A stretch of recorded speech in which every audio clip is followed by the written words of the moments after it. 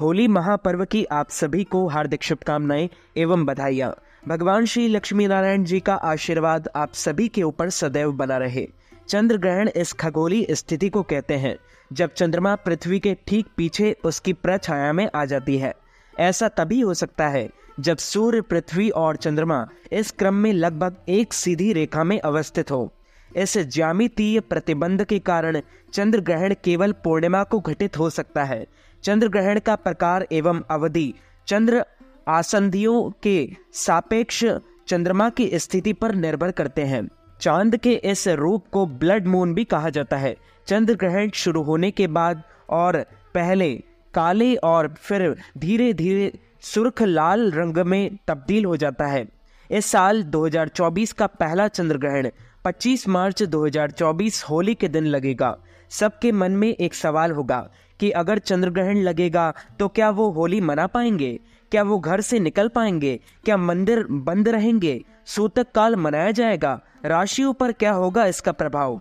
क्या होली के दिन लगने वाला चंद्र ग्रहण मान्य होगा? 25 मार्च को लगने वाले चंद्र ग्रहण को उत्तर और पूर्व एशिया, यूरोप, ऑस्ट्रेलिया, अफ्रीका, उत्तरी और दक्षिणी अमेरिका, प्रशांत अंटार्कटिका और अंटार्कटिका के कई हिस्सों में दिखेगा। भारत में ये दिखाने की आशंका जताई जा रही है। कुछ वैज्ञानिकों का ये दावा है कि कई जगह भारत में भी दिखाई देगा। वही चंद्र ग्रहण अमेरिका, मैक्सिको और कनाडा के कुछ हिस्सों इलाकों में नजर आएगा। इस चंद्र ग्रहण के दौरान लोगों को दिन में रात जैसा नजारा दिखेगा। नासा के मुताबिक सबसे पहले ये चंद्र ग्रहण मैक्सिको के प्रशांत तट पर सुबह 11:07 पर दिखेगा। ये ग्रहण अमेरिका के 13 राज्य में पूर्ण चंद्र ग्रहण के तौर पर नजर आएगा। वहीं उत्तरी अमेरिका में आंशिक और आंशिक चंद्र ग्रहण नजर आएगा। इस उपछाया चंद्र ग्रहण में चंद्रमा के सामने धूल जैसी परत दिखाई देती है। इसमें चंद्रमा आम दिनों की तरह नजर आता है, लेकिन रंग थोड़ा मटमैला हो सकता है।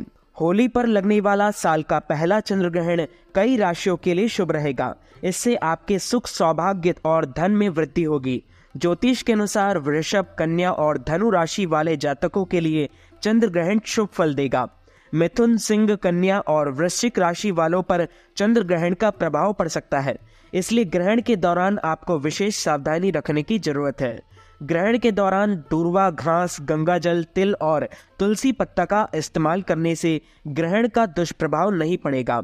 और इन चीजों को ग्रहण के दौरान कैसे प्रयोग में लाएं? विज्ञान के अनुसार चंद्र ग्रहण एक खगोलीय घटना है, लेकिन धर्म ग्रंथों में राहु केतु के कारण चंद्र ग्रहण का योग बनता है। पौराणिक कथा के मुताबिक समुद्र मंथन के दौरान देवों और दानवों के बीच अमृत पान को लेकर विवाद चल रहा था। भगवान विष्णु जानते थे कि अगर दैत्यों ने अमृत पान कर लिया तो वह अमर हो जाएंगे और समस्त सृष्टि पर संकट आ जाएगा। तो भगवान विष्णु मोहिनी का रूप धारण कर अमृत को देवताओं और असुरों के बीच बराबर बराबर बांट देते हैं और बराबर भागों में बांटने की बात कही। मोहिनी के मायाजाल में फंसकर दैत्य अपनी बारी का इंतजार कर रहे थे। दैत्यों में एक अति चतुर असुर था, स्वर भानु।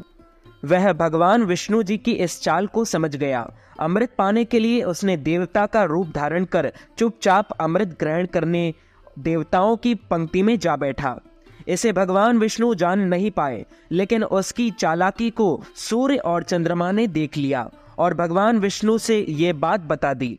इस पर भगवान विष्णु को क्रोध आया और अपने सुदर्शन चक्र से असुर स्वर भानु का गला काट दिया।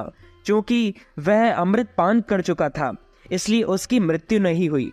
सिर वाला भाग राहु और धड़ वाला भाग केतु बन गया।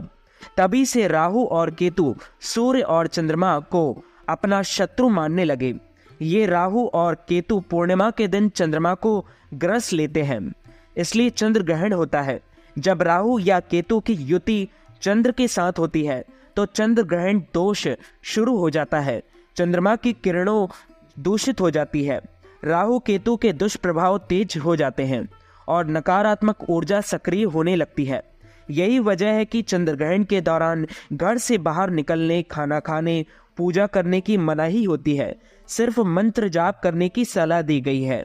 क्योंकि आप मंत्र जाप करेंगे तो उससे देवताओं और भगवान की शक्ति बढ़ती है, क्योंकि मंत्रों की शक्ति से ये दुष्प्रभाव व्यक्ति को प्रभावित नहीं कर पाते। तो मित्रों, हमारे इस ज्ञानवर्धक वीडियो को आप अधिक से अधिक लोगों को शेयर कीजिएगा, लाइक कीजिएगा, कमेंट कीजिएगा और सब्सक्राइब करके बेल आइकन को भी ऑन कर लीजिए ऐसे ही नए नए वीडियोस देखने के लिए। आप सभी को सादर जय श्री कृष्ण, सादर धन्यवाद।